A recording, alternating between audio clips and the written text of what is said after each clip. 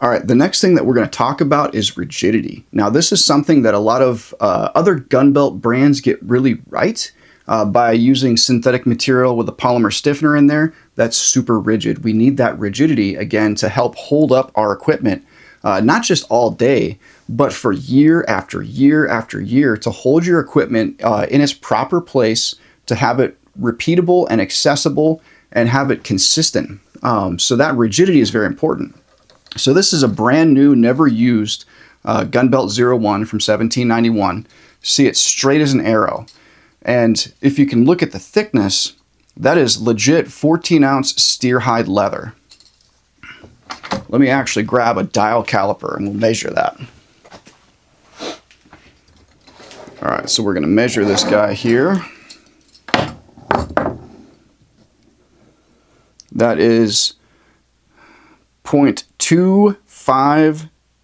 0.258. So that is within the range of what we would call 14-ounce steer hide leather, American steer hide leather. Very, very thick, very robust. Definitely going to hold up to everyday wear and tear and support the weight of your equipment. Something else that I like to do, because if you're like me, you probably don't carry a dial caliper in your pocket. You can simply just grab the belt. And what I like to do is the crush resistance test. So I'll just grab the belt and I'll just give it a squeeze and see if I can crush it. And you can see my knuckles are turning white. I'm really squeezing this thing with everything I've got. I cannot crush that belt. If this was a department store belt, I would have to put almost no pressure on it and I would like immediately crush that belt with the strength of my hand. I'm not saying I'm like He-Man or something, but like, you know, I'm a man with strong hands. I could very easily crush that department store belt.